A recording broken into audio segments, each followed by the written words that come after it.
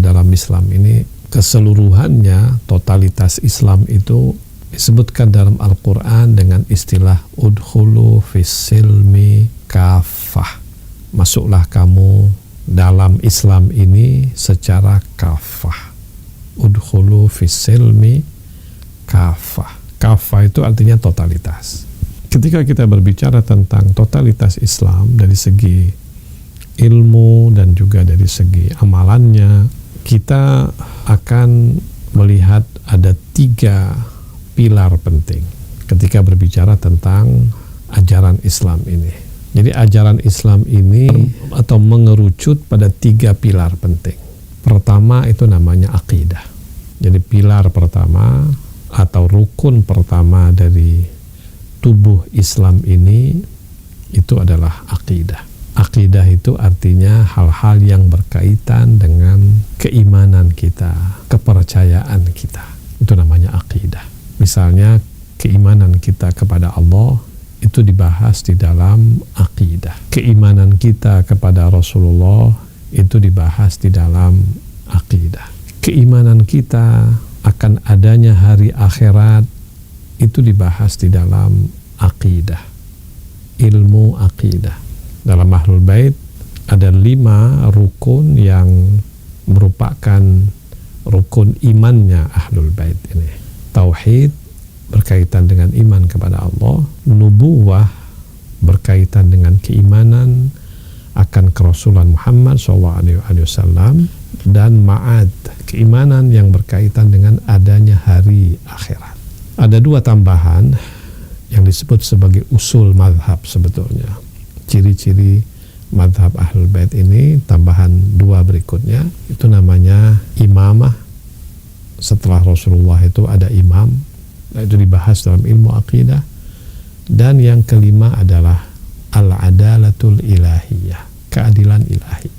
Jadi dalam akidah ini memang setiap madhab akidah itu punya rukun-rukun keimanan yang agak berbeda. Dalam madhab Asy'ari rukun imannya itu ada 6, tapi dalam madhab misalnya Mu'tazilah rukun imannya ada 5, sama seperti dalam Syiah. Dalam Khawarij beda lagi, dalam Maturidi beda lagi gitu. Jadi itu yang berkaitan dengan akidah. Nah, yang kedua, pilar yang kedua dalam ajaran Islam ini itu namanya fiqih. Fiqih itu bukan berkaitan dengan keimanan, bukan hal-hal yang berkaitan dengan masalah hati ya, masalah kepercayaan yang berkaitan dengan nalar, filosofis, logika, enggak begitu. Walaupun sebetulnya filsafat, logika, tafsir, hadis, semuanya ada nanti dalam akidah digunakan, dalam fiqih digunakan. Tapi yang namanya fiqih itu adalah ilmu yang berkaitan dengan kewajiban-kewajiban praktis kita sebagai seorang muslim. Istilahnya syariatnya. Jadi fiqih itu identik dengan syariat. Fiqih itu adalah satu ilmu yang di dalamnya membahas tentang kewajiban kita sebagai seorang muslim yang sudah beriman kepada Allah dan Rasulullah itu apa. Itu namanya ilmu fiqih. Karena itu kenapa ada 3 yang akan kita ulas pada malam hari ini secara singkat ya. Pertama, fiqih itu berkaitan dengan fiqih ibadah. Karena sebagai seorang muslim kan kita wajib beribadah, ibadah ritual. Wajib kita ibadah ritual. Ibadah ritual itu ya seperti bersuci, misalnya ngambil wudhu ya. Itu ibadah ritual. Dikatakan bahwa kita diwajibkan berwudu untuk sholat. Nah, jadi wudu itu menjadi wajib ketika mau sholat. Ketika kita tidak akan sholat, wudu tidak wajib. Gitu. Jadi pertama disebut dengan fiqih ibadah. Ibadah ini dalam Islam banyak, ya. Ibadah yang sifatnya ritual yang sifatnya ritus, yang sifatnya mahdhah, ibadah murni gitu. Itu ya ada toharo, ada sholat, ada puasa, ada haji, ya. Itu semuanya ibadah-ibadah mahdhah. Zikir kepada Allah Subhanahu wa taala, sholawat kepada Rasulullah sallallahu alaihi wasallam, itu namanya ibadah mahdhah. Ritual murni yang semua hukum-hukum dalam ibadah ritual ini, ibadah mahdhah ini juga diambil ajaran-ajarannya itu dari Al-Qur'an, dari hadis, ya. Dari berbagai macam sumber-sumber yang memang rujukannya adalah Al-Quran. Pendapat para ulama dalam menafsirkan Al-Quran dan hadis itu juga menjadi rujukan. Kalau dalam Ahlul Bait, sumber hukum dalam fikih itu ada 4. Pertama adalah Al-Quran, kedua adalah sunnah, ya, Nabi SAW, hadis Nabi, dan juga hadis-hadis imam-imam Ahlul Bait yang datang dari jalur para imam alaihimussalam. Jadi hadis-hadis Ahlul Bait ini juga merupakan rujukan, tapi hadis-hadis Ahlul Bait itu bukan berarti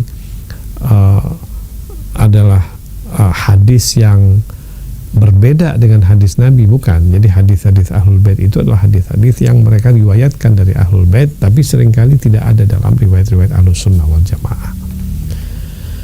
Yang ketiga adalah akal. Dalam sumber hukum dalam Ahlul Bait itu yang ketiga adalah akal. Maksudnya apa itu akal? Maksudnya adalah prinsip-prinsip rasional yang setiap orang yang berakal mengakui bahwa itu adalah sesuatu yang logis. Itu namanya akal. Prinsip-prinsip rasional. Misalnya prinsip rasional itu begini. Salah satu prinsip rasional adalah misalnya satu hal yang sifatnya kontradiktif itu tidak boleh bersatu, tidak bisa bersatu. Non kontradiktif itu salah satu prinsip rasional, itu namanya. Nah, sesuatu yang bertentangan satu dengan yang lainnya atau yang kontradiktif itu tidak boleh, tidak bisa menjadi tidak bisa menjadi pegangan di dalam sebuah hukum. Ini sumber hukum yang ketiga yang namanya akal, artinya prinsip rasional. Yang keempat namanya ijma'. Ini 4 sumber hukum di dalam fikih Ahlul Bait. Beda misalnya dengan Ahlus Sunnah, kan ada 4 juga. Mazhab Ahlus Sunnah prinsip hukumnya 4. Pertama Quran, sama dengan Syiah. Kedua adalah sunnah, juga sama dengan Syiah. Bedanya dalam Syiah itu sunnah itu ada sunnah Ahlul Bait Nabi SAW. Kalau dalam Sunni, sunnah Nabi sama sunnah sahabat gitu. Yang ketiga, di dalam Ahlus Sunnah itu ada yang namanya qiyas. Nah, dalam Ahlul Bait tidak ada qiyas. Qiyas tidak bisa dijadikan sebagai sumber hukum. Yang ada adalah istinbat. Istinbat itu orang yang mampu mengambil satu kesimpulan dari sumber-sumber, ya. Yang keempat ijma' sama. Tapi bedanya, ada beda antara ijma' yang difahami oleh Ahlus Sunnah dengan yang difahami oleh Syiah. Itu pembahasannya pembahasan yang cukup detail, dibahas di dalam sebuah ilmu, namanya ilmu usul fiqih. Oke. Nah, itu fiqih itu. Jadi fiqih ini sekali lagi sebuah ilmu yang membahas tentang kewajiban-kewajiban amali kita, kewajiban-kewajiban praktis kita sebagai seorang muslim. Itu fiqih.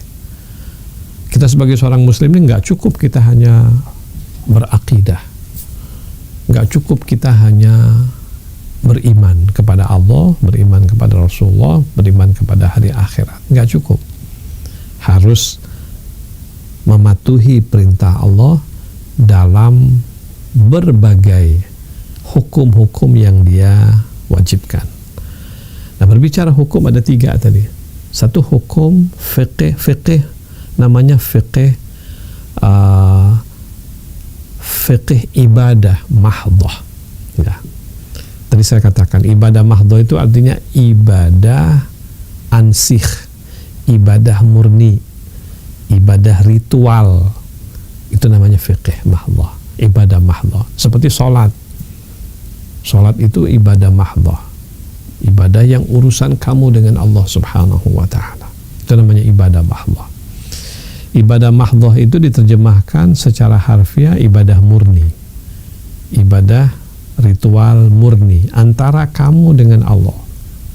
Sholat itu ibadah mahdhah, kamu dengan Allah Subhanahu wa ta'ala. Kamu lakukan sholat, kamu dapat pahala, kamu telah menunaikan, kamu punya kewajiban. Tapi kalau kamu nggak sholat, ya dosa kamu di hadapan Allah. Saya nggak punya, siapapun nggak punya kewajiban untuk memaksa kamu sholat, nggak bisa.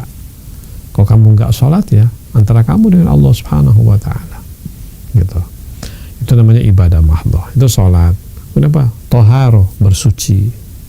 Bersuci itu misalnya berwudu, itu ibadah mahdhah. Itu mandi, seorang laki-laki yang junub wajib mandi, nggak bisa dia seenaknya nggak mandi, sebab kalau dia nggak mandi junub nggak sah sholatnya.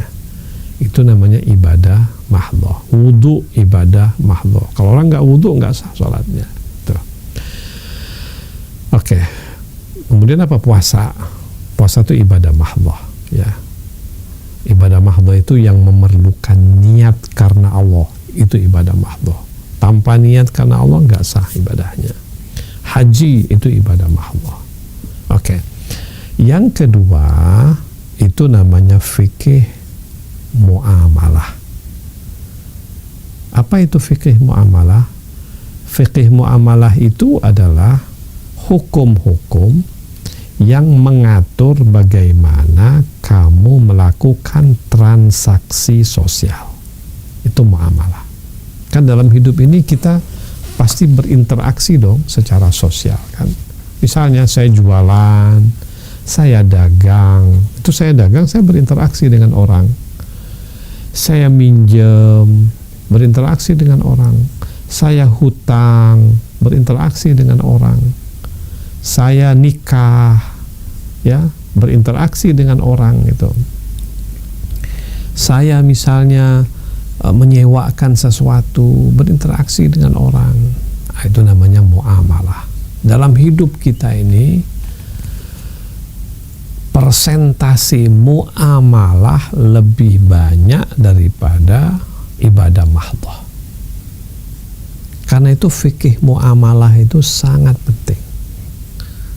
Dagang misalnya, itu penting itu. Sekarang ini orang dagangnya sudah begitu berkembang, bukan lagi seperti dulu, ya. Jual beli secara fisik seperti di pasar tradisional. Sekarang orang sudah transaksinya itu sudah tidak lagi melihat siapa pembeli dan siapa penjual. Seperti yang biasa kita lakukan sekarang, kan. Paling banyak sekarang ini orang order barangnya lewat HP-nya. Ada yang disebut dengan e-commerce, marketplace, dan sebagainya. Sekarang ini kan interaksi orang lebih banyak sifatnya virtual, lebih banyak sifatnya online, kan. Nah, itu menunjukkan bahwa betapa yang namanya muamalah itu berkembang terus, gitu. Nah, itu diatur dalam sebuah hukum fikih, namanya apa? Fikih muamalah. Sebagai seorang muslim, kita harus tahu ini, walaupun yang kita tahu hanya prinsip saja, tapi kita harus tahu fikih muamalah, apa yang boleh, apa yang tidak boleh, gitu kan. Oke. Insya Allah suatu saat kalau Anda ada pertanyaan, Anda silahkan ajukan, tapi suatu saat mudah-mudahan kita akan bahas yang sebagian daripada fikih muamalah, sebab penting sekali itu kita mengerti tentang fikih di dalam mazhab Ahlul Bait, terutama bahkan dalam mazhab umum Islam secara keseluruhan. Yang ketiga itu namanya fikih siasi, fikih politik. Fikih politik itu sebetulnya juga berkaitan dengan muamalah itu, ya. Tapi memang kita kategorikan sebagai fikih politik karena berkaitan dengan kehidupan sosial dan politik kita. Bagaimana memilih seorang hakim, bagaimana memilih seorang pemimpin, bagaimana kepemimpinan di dalam Islam. Islam bukan hanya agama yang mengurusi ibadah mahdhah saja dan juga bukan hanya mengurusi masalah ibadah muamalah saja, tetapi juga yang berkaitan dengan politik. Politik itu sebetulnya sesuatu yang sangat positif di dalam Islam. Hanya saja sekarang ini yang namanya politik itu sudah sangat dikotori oleh para pemainnya. Politik itu artinya apa? Politik itu artinya sesuatu yang berkaitan dengan mengatur masyarakat. Itu namanya politik. Seni mengatur sebuah masyarakat. Itu namanya politik. Mengatur masyarakat dalam Islam itu luar biasa besarnya pahalanya di sisi Allah Subhanahu wa taala. Bahkan ada sebuah hadis mengatakan khairun nas anfa'uhum linnas. Sebaik-baik manusia adalah orang yang paling bermanfaat bagi manusia lain. Ini kalau orang ingin menjadi manusia yang benar-benar terbaik, maka dia memberikan waktunya untuk mengurus sebanyak-banyak manusia. Dan itu tidak mungkin bisa mengurus sebanyak-banyak manusia kecuali kalau dia adalah seorang penguasa. Memang dari yang paling kecil seperti seorang RT kan, sampai RW, sampai kelurahan, lurah, sampai camat, sampai bupati, sampai gubernur, sampai menteri, sampai presiden, itu adalah jabatan-jabatan politik dan jabatan-jabatan strategis. Jabatan yang berkaitan dengan mengatur manusia. Mengatur manusia. Yang diatur ini adalah manusia. Nah, ada orang yang mengatur dengan adil, ada orang yang tidak mengatur dengan adil. Nah, itulah politik. Untuk dapat jabatan itu kadang-kadang orang berebut, bukan kadang-kadang, kenyataannya orang berebut untuk menduduki posisi sebagai penguasa. Yang kadang-kadang untuk itu mereka berjuang, mereka korupsi, mereka mengeluarkan berbagai macam dana untuk mengejar jabatan itu. Itulah kenapa kemudian orang faham bahwa politik itu kotor. Dalam kehidupan nyata sekarang ini kan, yang namanya politik itu hampir identik dengan sesuatu yang kotor. Untuk mencapai jabatan dan kekuasaan, mereka rela melakukan hal-hal yang kotor. Sehingga sebagian orang memahami yang namanya politik itu kotor. Padahal sesungguhnya politik itu tidak kotor. Politik murni dalam pengertian untuk memberikan pelayanan kepada masyarakat itu sesuatu yang sangat-sangat positif dalam Islam. Sangat-sangat positif. Sekiranya ada satu pemimpin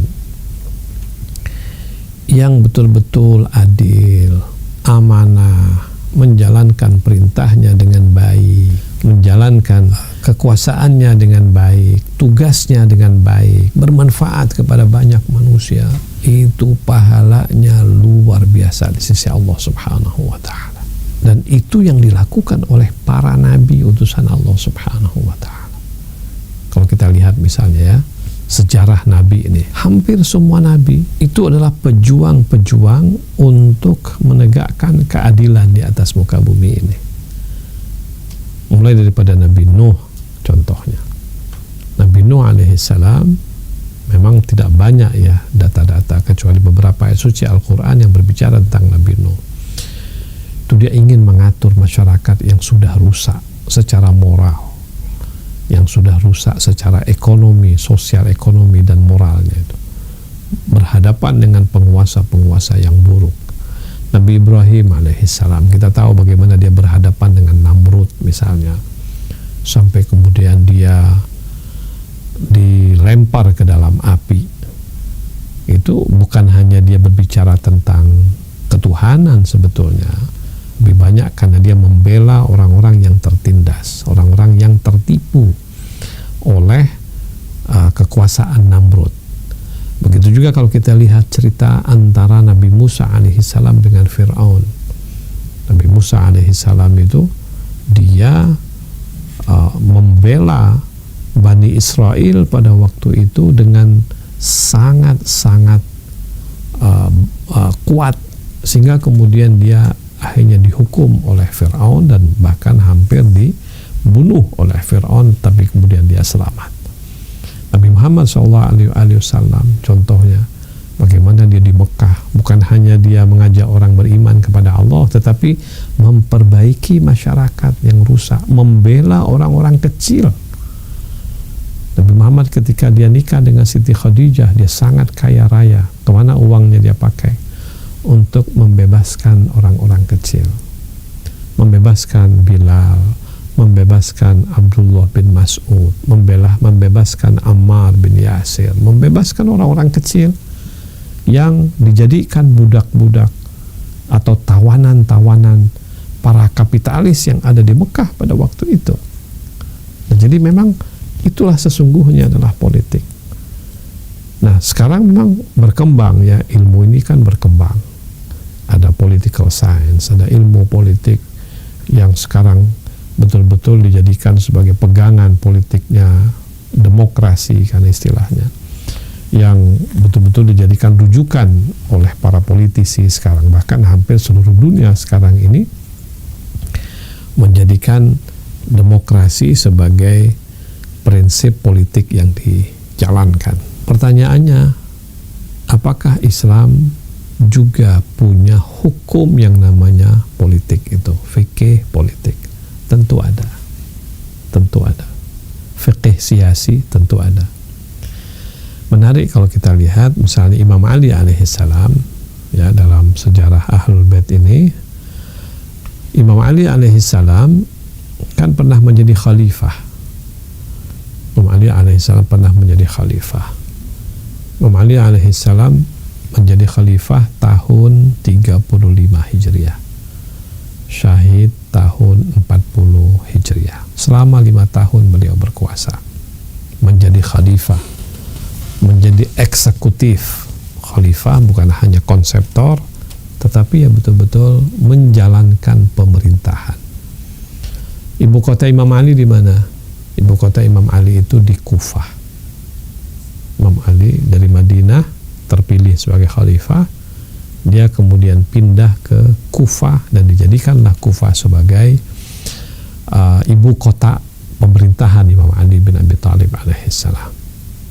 Kenapa dia pindah ke Kufah? Nah, itu ada sebab musababnya. Salah satunya adalah karena negara Islam sudah semakin besar. Madinah agak jauh dari pusat negeri Islam yang demikian besar pada waktu itu. Kufah lebih sentral. Apalagi Kufah itu menjadi tempat di mana orang-orang yang muslim baru dari berbagai suku dan bangsa ini lebih mudah untuk sampai ke sana. Sehingga Imam Ali menjadikan Kufah sebagai sentral pemerintahannya. Tetapi Imam Ali mengirim orang-orang, mengatur orang-orang. Jadi dia punya wali di Mesir, dia punya wali itu kira-kira gubernur lah. Dia punya gubernur di Mesir, dia punya gubernur di Basra, dia punya gubernur misalnya di mana lagi, di Madinah, dia punya gubernur di Bahrain, dia punya berbagai macam. Nah, Imam Ali alaihissalam di dalam kitab Nahjul Balaghah itu punya yang namanya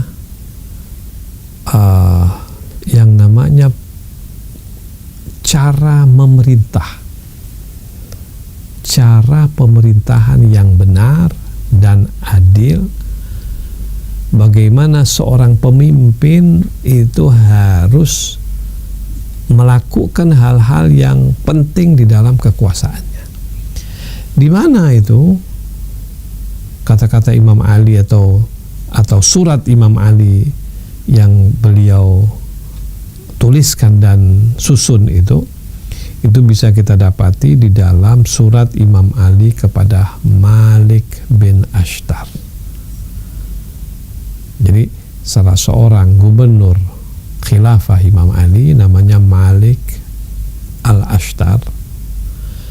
Beliau adalah orang dari Irak, atau sebagian mengatakan dia adalah orang Yaman, yang Imam Ali alaihi salam tempatkan sebagai amirnya atau sebagai pimpinannya, sebagai gubernur di Mesir pada waktu itu. Nah, ketika Malik bin Ashtar sebagai gubernur yang ditunjuk oleh Imam Ali di Mesir, berarti kan dia adalah penguasa yang tertinggi di Mesir.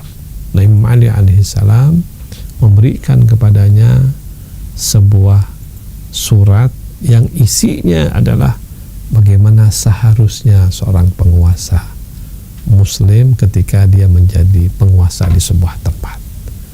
Itu terkenal sekali, surat Imam Ali kepada Malik al-Ashtar, ya.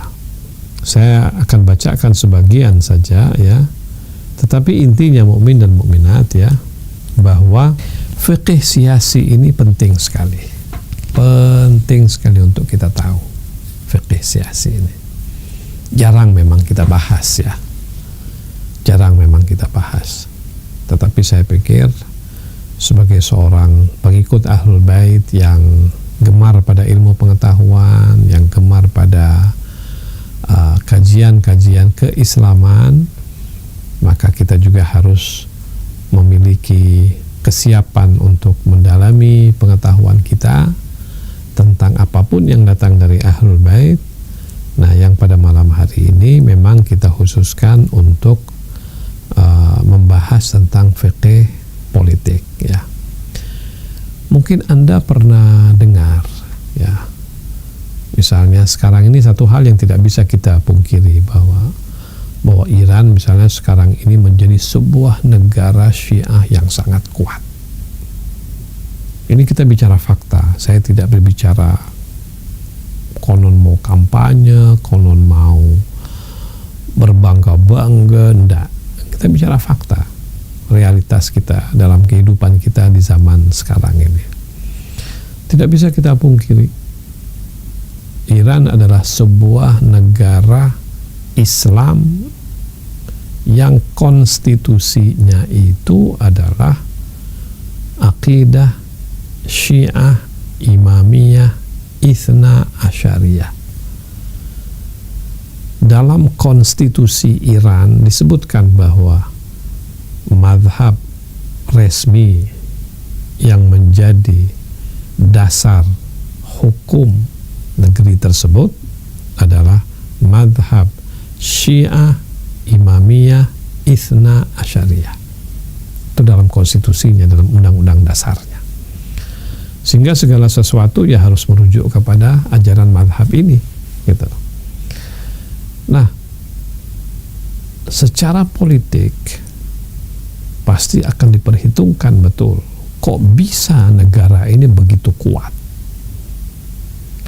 Revolusi tahun 79. Sekarang berada kita pada tahun 2023. Berarti sudah 44 tahun. Mau masuk 45 tahun. Dan dalam masa 40 sekian tahun ini, Iran menjadi sebuah negara yang sangat kuat, yang ditakuti oleh dunia, yang superpower Amerika tidak berani untuk menggoyang dia sekarang ini. Menjadi sebuah negara yang sangat kuat. Oke, untuk menjadi sebuah negara yang sangat kuat itu perlu sebuah kepemimpinan yang sangat kuat. Gak mungkin sebuah negara yang sangat kuat kalau kepemimpinannya itu tidak kuat. Nah, sistem apa yang mereka anut? Sistem demokrasi gaya barat? Enggak, sama sekali. Tapi demokrasi ada. Demokrasi itu artinya suara orang banyak itu menjadi penentu. Itu demokrasi artinya. pilihan mayoritas. Itu demokrasi.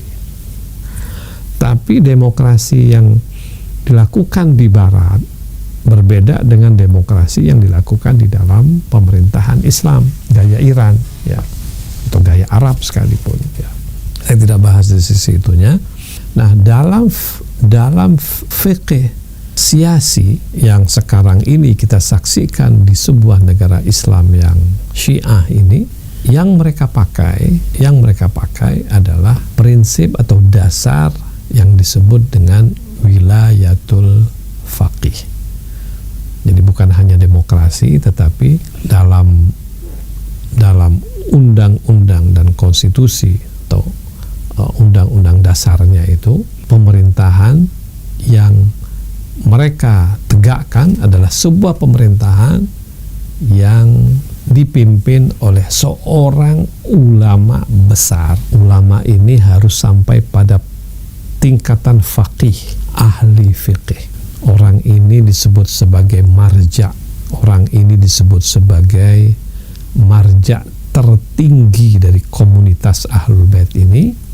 Nah, fatwanya berlaku dan tuntunan-tuntunannya bisa diterapkan, bisa dijadikan sebagai pegangan. Nah, ini konsep namanya wilayatul faqih. Wilayatul faqih itu artinya faqih yang paling tinggi, faqih yang memiliki otoritas, itu namanya wilayatul faqih. Dalam mazhab Ahlul Bait, semua marji itu adalah fuqaha. Masih ingat sebuah hadis yang berapa kali saya juga sampaikan dalam kajian seperti ini, di mana Imam Al-Mahdi Al-Muntadhar ajalallahu ta'ala farajahu syarif berkata, man kana minal fuqaha'i sa'inan li nafsih hafidhan li dinih mukhalifan li hawa muti'an li amri maulah falil awami an yuqallidu. Imam Mahdi alaihi salam punya hadis yang menjadi pegangan, yang menjadi acuan. Apa? Man kana minal fuqaha, para fuqaha, siapapun dia. Fuqaha jamak daripada faqih. Siapapun faqih yang memenuhi 4 syarat. Tapi sebelum saya sebutkan 4 syarat ini, faqih itu siapa? Faqih dalam mazhab Ahlul Bait bukan sekedar orang tahu fikih, bukan sekedar orang bisa baca fikih dan faham. Beda istilahnya ini dengan orang-orang yang kita tahu di Indonesia. Di Indonesia ini orang yang mengerti sedikit fikih, yang bisa menyebut pendapat fulan dan fulan, yang tahu dalilnya fulan, langsung jadi faqih. Dalam istilah Ahlul Bait tidak begitu. Faqih itu orang yang betul-betul mengerti sumber hukum dengan baik. Dia mengerti betul ayat-ayat mana yang berkaitan dengan hukum. Dia tahu betul hadis-hadis sahih yang berkaitan dengan hukum. Dia tahu betul yang namanya dalil akli, prinsip-prinsip rasional yang berkaitan dengan hukum fikih. Dia mengerti betul ijma' para ulama yang betul-betul menjadi rujukan dan sebagainya. Ilmunya itu sangat hebat, baru menjadi faqih.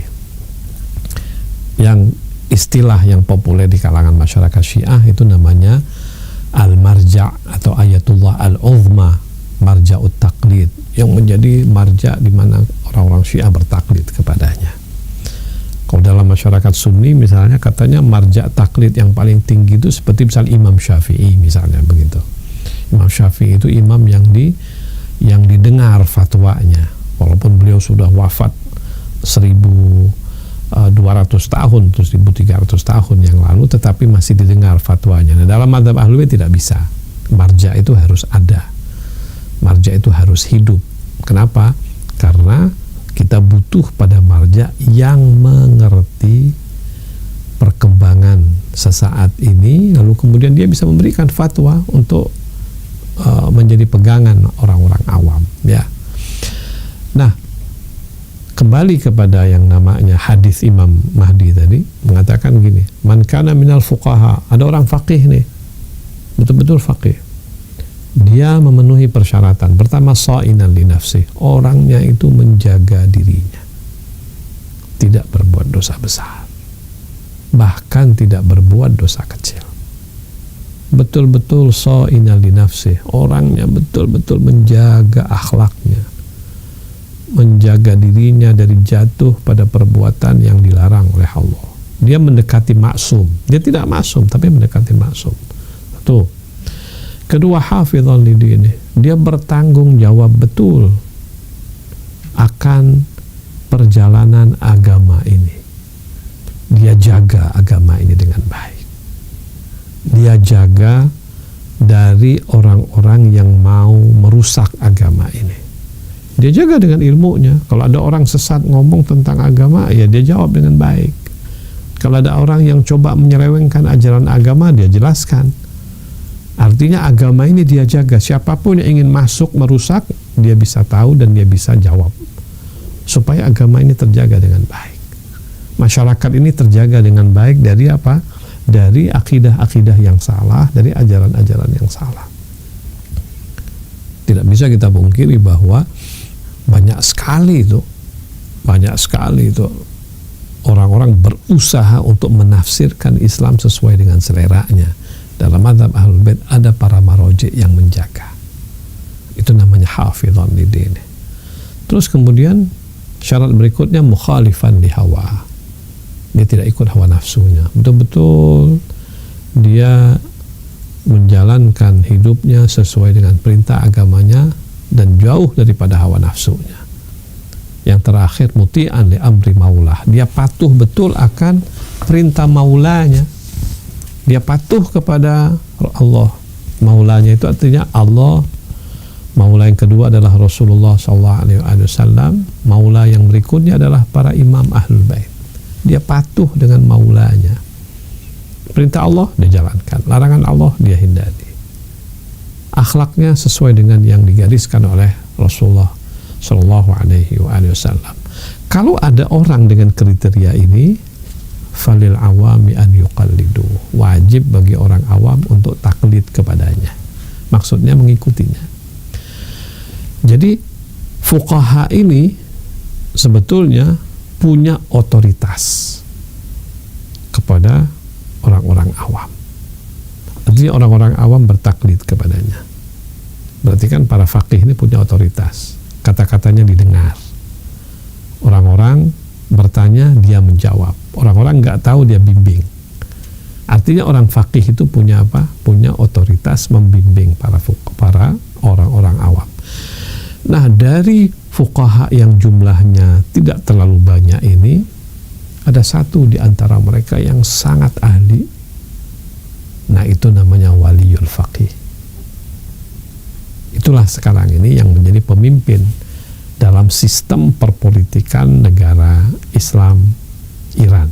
Ya, di Irak tidak menggunakan wilayatul faqih, tetapi kalau di Iran sistem politiknya dibangun berdasarkan sebuah konsep. Konsep ini sebetulnya wilayatul faqih ini sebuah konsep yang dimatangkan oleh Al-Imam Al-Khomeini rahmatullahi alaih. Tapi para fuqaha berbicara tentang konsep wilayatul faqih. Inilah yang membuat negeri ini menjadi sangat kuat. Kan semua orang akhirnya menunggu fatwanya apa dan patuh akan fatwanya. Dalam masa 44 tahun tidak mampu digoyangkan oleh kekuatan yang berusaha untuk menghancurkannya dari barat ataupun timur. Dan bahkan sekarang timur sudah mulai mengakui kerjasama seperti Rusia, Cina dan sebagainya. Amerika berusaha untuk selalu menggagalkan dan bahkan menghabisi kerjasama dengan Israel dan seterusnya. Nah, inilah yang menyebabkan kekuatan Ahlul Bait semakin hari semakin kelihatan, ya, dan yang menjadi sebuah kekuatan penyeimbang dari kekuatan Barat. Dan mudah-mudahan ini menjadi sebagai dasar untuk kedatangan Al-Imam Al-Mahdi Al-Muntadhar ajalallah ta'ala farajahu syarif. Jadi imamah di dalam Ahlul Bait yang merupakan ciri-ciri khusus akidah Ahlul Bait ya. Imamah al-Ma'sumin, Imam Mahdi alaihissalam yang gaib ini, beliau punya yang namanya apa? Namanya wakil, representatif. Wakil yang paling besar adalah para maroji itu. Para marji, para ayatullahil uzma, para maroji taklid, mereka adalah wakil-wakil Imam Mahdi. Dan dari para maroji ini, maka puncaknya adalah waliul faqih yang punya kemampuan ilmu yang luar biasa, kemampuan analisis yang luar biasa, dan kemampuan manajemen yang luar biasa, sehingga kaum muslimin akhirnya menjadi sebuah kekuatan yang sangat diperhitungkan oleh lawan-lawannya. Nah, mukmin dan mukminat yang sangat saya muliakan ya. Jadi ketika kita berbicara fikih politik itu sangat-sangat penting. Fikih politik itu seringkali berurusan dengan masalah kepemimpinan. Masalah kepemimpinan. Risalah Imam Ali kepada Malik al-Ashtar itu salah satu dokumentasi bagaimana sesungguhnya fikih politik yang harus difahami oleh setiap orang yang tertarik untuk mengetahui masalah-masalah kepemimpinan dan eksekutif ya. Karena itu saya sangat menganjurkan kepada Anda yang ingin tahu banyak tentang fikih politik dalam Ahlul Bait ini, baca surat Imam Ali kepada siapa? Kepada Malik al-Ashtar ya. Ada kata-kata Imam Ali yang sangat menarik begini. Dia bilang, wash'ur qalbaka rahmata lirra'iyati wal mahabbata lahum. Dia bilang, tunjukkan hatimu sebuah rasa kasih sayangmu kepada rakyatmu dan cintamu kepada mereka, wal lutfa bihim, dan kelembutanmu kepada mereka. Nah, ini salah satu fikih politik yang sangat penting. Seorang pemimpin adalah orang yang harus punya hati cinta pada masyarakatnya, lemah lembut kepada masyarakatnya, sayang kepada rakyatnya. Jadi ini penting ini. Siapapun penguasa, dari yang paling kecil, RT, RW, lurah, camat, bupati, wali kota, gubernur, menteri, presiden, harus punya sifat ini. Dekat dengan masyarakat, cinta sama masyarakat, penuh kasih kepada masyarakat, baru kemudian dia bisa berkhidmat. Tapi kalau misalnya rakyat dijadikan sebagai objek kekuasaannya, rakyat diperas misalnya, pajak rakyat dimakan misalnya, apapun kekayaan negara tidak dibagi kepada rakyat. Wah, ini kan bahaya ini. Pemimpin seperti ini sangat bahaya. Karena itu kenapa dalam Ahlul Bait selalu menentang pemimpin-pemimpin yang korup. Kenapa Ahlul Bait ini misalnya nggak suka kepada Muawiyah, pemimpin yang korup gitu. Uang negara, kekayaan negara yang besar itu dimakan oleh keluarganya saja. Kenapa misalnya dalam Ahlul Bait itu sangat melawan yang namanya korupsi, yang namanya pemimpin-pemimpin yang zalim. Ya, kalau kita bicara sejarah ya, Bani Umayyah, apa yang dilakukan kepada rakyat ya. Yazid itu apa yang dilakukan kepada rakyat. Muawiyah apa yang dilakukan kepada Utsman bin Affan ketika dia berkuasa. Dia menciptakan satu bentuk pemerintahan yang namanya nepotisme. Bani Umayyah semuanya dia kumpulkan menjadi pemilik-pemilik atau penguasa-penguasa. Masuk lagi ke Bani Abbas ya, masuk lagi kepada Bani Umayyah, Bani Utsmaniyah, bahkan Ottoman. Kerajaan sekarang ini kita tahu bahwa kerajaan dalam dunia Islam itu kan korup itu.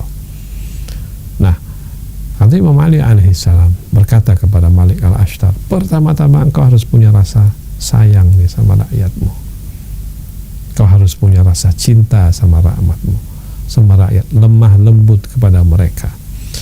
Wala takunanna alaihim sabu'an darian. Jangan pernah engkau menjadi seperti binatang buas yang merobek-robek rakyatmu. Ini penting sekali nih. Yang namanya imam, yang namanya penguasa, jangan menjadi seperti binatang buas yang merobek-robek rakyatnya. Jangan mentang-mentang jadi penguasa terus kemudian dia petantang-petenteng ingin menindas rakyatnya, gitu. Fa'innahum sinfan imma akhun laka fid din wa imma nadhirun laka fil khalqi. Nah, ini penting sekali. Imam Ali bilang, engkau sebagai seorang pemimpin, rakyatmu itu ada yang satu agama denganmu, ada yang beda agama denganmu. Ada yang satu madhab denganmu, ada yang beda madhab denganmu. Semua rakyatmu itu berbeda madhab, berbeda agama, itu adalah saudaramu.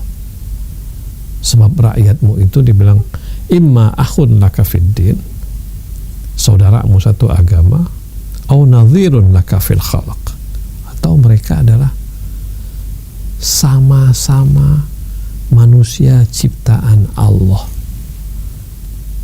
Itu adalah saudaramu. Jadi pemimpin ini, penguasa ini harus melihat rakyatnya itu seperti itu. Tidak boleh diskriminatif, tidak boleh diskriminasi, tidak boleh misalnya sayang kepada ini, benci kepada ini, berat kepada yang ini, ringan kepada, nggak bisa.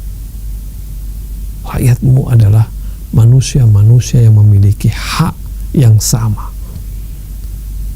Sekiranya prinsip-prinsip kepemimpinan yang Imam Ali katakan kepada Malik bin Ashtar ini ditelaah oleh para politisi kita, itu luar biasa itu. Ditelaah oleh presiden, ditelaah oleh menteri, ditelaah oleh gubernur, ditelaah oleh misalnya bupati, wali kota dan sebagainya. Wah, ini luar biasa ini. Dan ini merupakan sebuah khazanah Islam yang sangat berharga.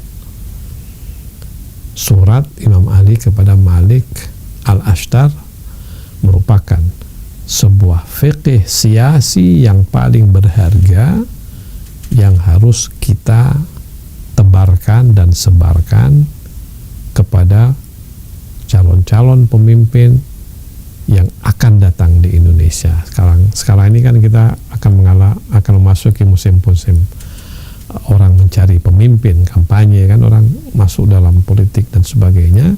Saya pikir salah satu pengabdian yang bisa kita berikan adalah menyampaikan kepada mereka apa yang disampaikan oleh Imam Ali kepada Malik al-Ashtar dalam suratnya ketika Malik adalah gubernur yang ada di Mesir pada waktu itu.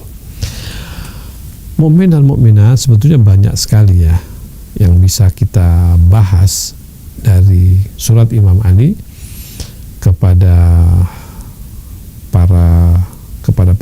untuk para pemimpin ini. Dan saya akhiri dengan satu bagian saja karena waktu kita juga sudah sangat terbatas ya. Imam Ali bilang begini, wal yakun ahabbal umuri ilaika atau ahabbul umuri ilaika awsatuha fil haq. Hendaklah perkara yang paling engkau cintai adalah sesuatu yang moderat, wa ammuha fil adli wa ajma'uha liridhar ra'iyah, sesuatu yang paling mencakup keadilannya dan yang paling bisa mendatangkan ridha rakyatnya.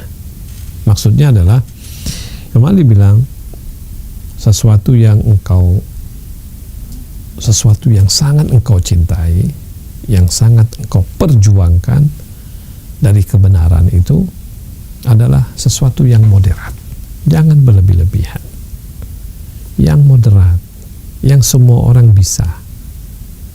wal yakun ahabbal umuri ilaika awsatuha, sesuatu yang awsatuha fil haqqi, yang paling moderat deh, jangan berlebih-lebihan, jangan juga kurang. Misalnya ketika engkau misalnya mau membuat sebuah peraturan kepada masyarakat, bikinlah peraturan yang moderat, yang orang tidak beban untuk menjalankannya, yang paling dicintai oleh rakyat dan yang paling memberikan keadilan kepada semua rakyat. Ketika engkau ingin memutuskan suatu perkara, pertimbangkan itu, pertimbangkan moderasinya, pertimbangkan kemampuan orangnya, dan juga pertimbangkan bagaimana hal tersebut bisa mendatangkan ridho daripada rakyat yang ada. Mukmin dan mukminat, saya rasa cukup sampai sekian ya, yang saya sampaikan hanya sebagian kecil daripada fiqih siyasi yang saya kutip daripada surat Imam Ali alaihissalam. Ini sebagai bentuk pembukaan wacana saja, pencerahan saja. Tentu kalau Anda ingin lebih dalam lagi, Anda baca risalah Imam Ali kepada Malik bin Ashtar atau Malik al-Ashtar, yang mudah-mudahan insya Allah akan sangat memberikan pencerahan insya Allah. Mohon maaf lebih dan kurangnya. Wassalamualaikum warahmatullahi wabarakatuh.